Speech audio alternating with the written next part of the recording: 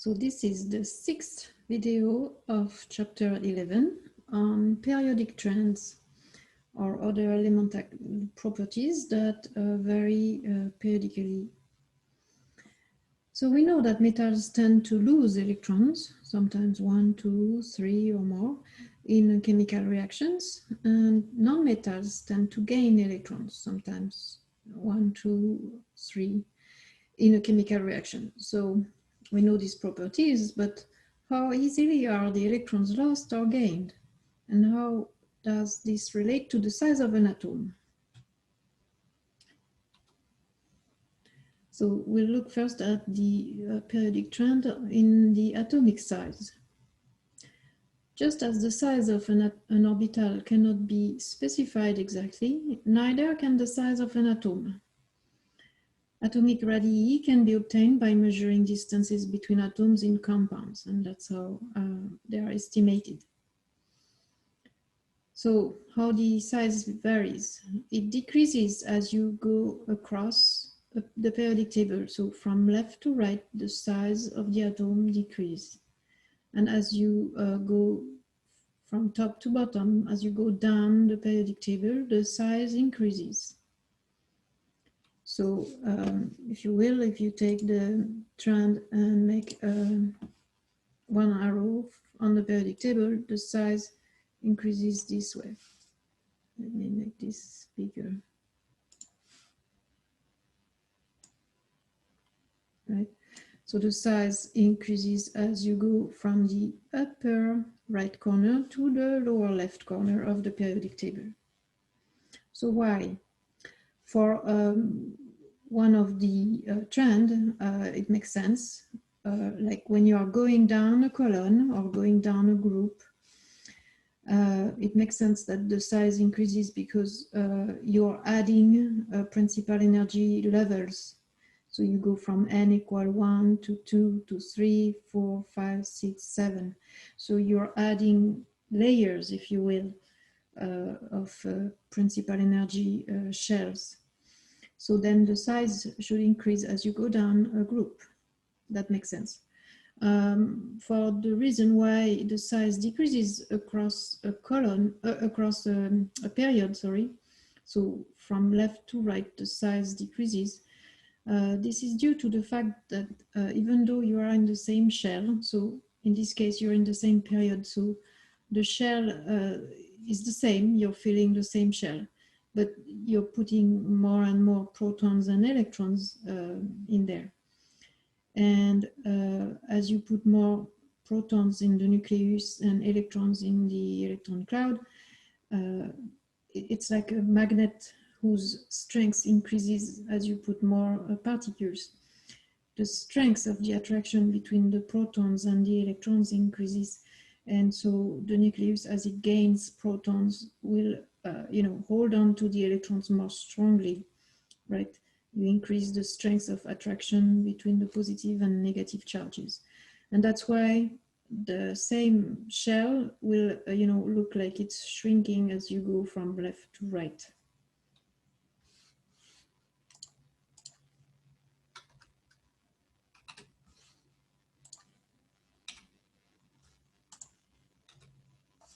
So this is more visually visible, that the size decreases as you go from left to right. If you look at a row, you can see that you start with very big alkali metals, then the alkaline earth is slightly smaller. And then notice how you go from group 1A and 2A directly to group 3A, 4A, up to 8A, which means you go from the S block to the P block without looking at the B groups, right? We are omitting the transition metals there because, it varies more for them. But if you look only at the main elements, main group elements, you see this trend of the size shrinking as you go from left to right across a period. And the size definitely increases going down a group from top to bottom. The size increases more dramatically than, across a period. And it makes more sense because you're adding, principal energy shares as you go down a period. So how does the size of a cation compare to that of the neutral atom? And how does the size of an anion compare to the neutral atom? So let's look at sodium for an example of a cation. Sodium, an alkali metal, is a large atom. And when you are removing the only valence electron, the only electron in the 3s orbital, you're removing that valence shell of the sodium neutral atom. And so then when you get the Na plus ion, there's no more electrons in the 3s orbital, and so the valence shell becomes the second shell, right? So that's why the cations get much more smaller than the neutral atom. So how does the size of an anion compares to the neutral atom? Let's look at fluorine. So fluorine is smaller atoms than sodium. Being on the right side of the periodic table, in period 2, it's smaller. And when it gains an electron and becomes an anion, the size increases. So the anions are always larger than the neutral atom. And so notice that when sodium loses an electron and becomes an Na plus cation, and when fluorine gains an electron and becomes the fluoride ion, they all have 10 electrons, like neon. So they all have the same number of electrons like the noble gas neon. And so we call them isoelectronic. Na plus, F minus, and Ne are all isotonic. Oh, sorry, isoelectronic. Isoelectronic. Iso means the same. Electronic refers to the electrons. So same number of electrons for these three, because then they have the same electron configuration. And so we call them isoelectronic. So this is visual to help you understand that the size of the neutral atom when it's a metal and when it becomes a cation, the size really decreases for between the neutral metal and the ion, the cation. So here are the alkali metals, and for non-metals like the halogens, fluorine, chlorine, bromine, iodine, they are non-metals, so they become negative ions, and when they become the negative ion, they increase in size.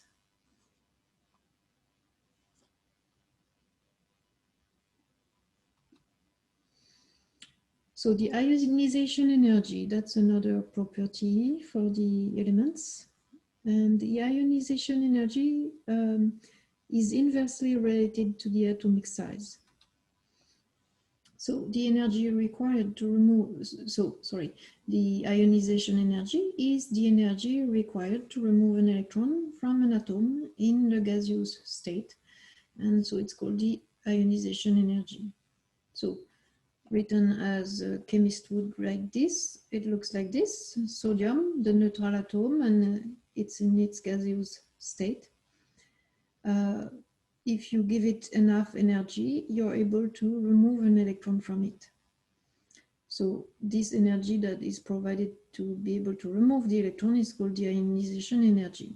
And so after the arrow, you get a sodium cation and the electron is removed from it.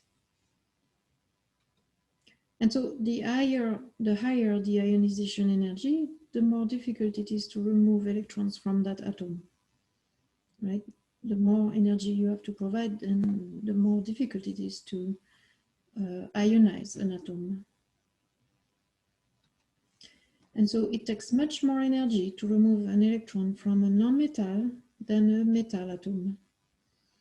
So that explains why metals tend to become positive ions, because they are more willing to lose electrons than non-metals. Non-metals, you need a lot more energy to remove an electron. So, and instead they would prefer to gain an electron. So according to the periodic table, the ionization energy varies this way.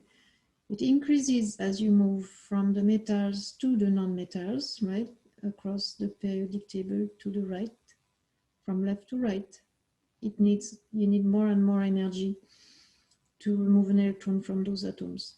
And the ionization energy decreases as you move down the periodic table. So as you move down the periodic table, the size of the atom increases, and it's easier to pluck an electron from a bigger atom than a smaller atom. As the other slide said, the ionization energy is inversely related to the size. And so if we make an arrow to show this trend here, the ionization energy increases from the lower left corner to the upper right corner of the periodic table. And that's really the opposite as what we had for the atomic size. So when you have a bigger atom, electrons, typically the electrons you are removing from an atom are the valence electrons. And that's those that are the farthest from the nucleus. They are the farthest from the nucleus, so they are the easiest to remove because they are less held less strongly as the core electrons, right? So the bigger the atom, the easier it is to remove these outside atoms, outside electrons, the valence electrons from the atom.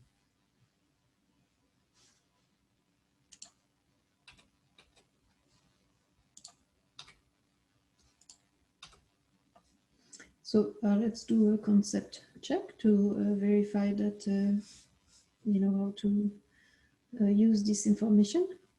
So using only a periodic table, so please have a periodic table before your eyes. Put the following elements in order of increasing ionization energy. So we have chlorine, strontium, and aluminum. Okay, so chlorine is a non-metal. Aluminum and strontium are metals. So we can suspect that chlorine will have the highest ionization energy. We see that chlorine and aluminum are in the same period.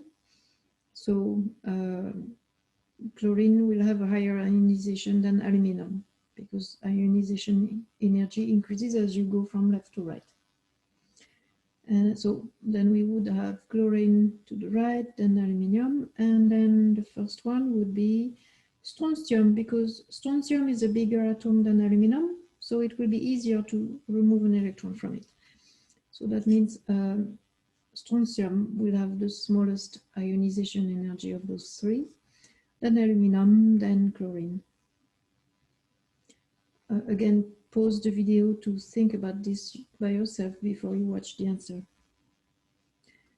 Now, put the elements in order of increasing atomic size. So germanium, sulfur, and phosphorus. So they are all grouped together in group 5, 5A, 6A, and 4A. So we see that sulfur is to the right of phosphorus in the same period. So we know that the size decreases as you go from left to right. So that means sulfur is a smaller atom than phosphorus. So sulfur, then phosphorus is bigger. And then from phosphorus, you go down a period to get germanium, and even down one step to the left. So that means germanium will be a bigger atom than phosphorus because it's to its left and down to it. So we know that the size increases this way. So sulfur is the smallest, then phosphorus, then germanium. put the elements in order of increasing atomic size again, and this time we have ions. So we have the barium, and the barium ion, and the tellurium ion, Te-2. So we know that when an element becomes a cation, a metal becomes a cation, the size decreases dramatically. So Ba2 plus will be definitely smaller than Ba.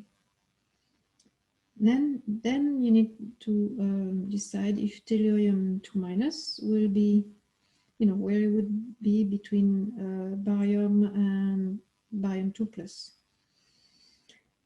Well, so barium has 56 protons, atomic number 56. Tellurium is atomic number 52, so 52 protons. So even if tellurium has 2 extra electrons, it still has only 52 protons versus 56 protons for barium 2 plus.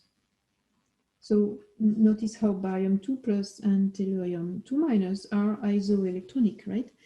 When barium loses 2 electrons, it's electrically the same as xenon, and tellurium, when it gains 2 electrons, it's electronically the same as xenon as well. They all have 54 electrons. But what matters here is the number of protons. It's different. In tellurium 2 minus, there is less protons to pull on the electrons than in barium 2 plus. In barium 2 plus, there is 56 protons, trying to grab on those electrons and pull them closer. So barium 2 plus will be smaller than tellurium 2 minus. But tellurium 2 minus will still be smaller than barium. Barium is a larger atom because it has one more shell. It's in period 6 versus tellurium in period 5. So tellurium 2 minus is still smaller than barium.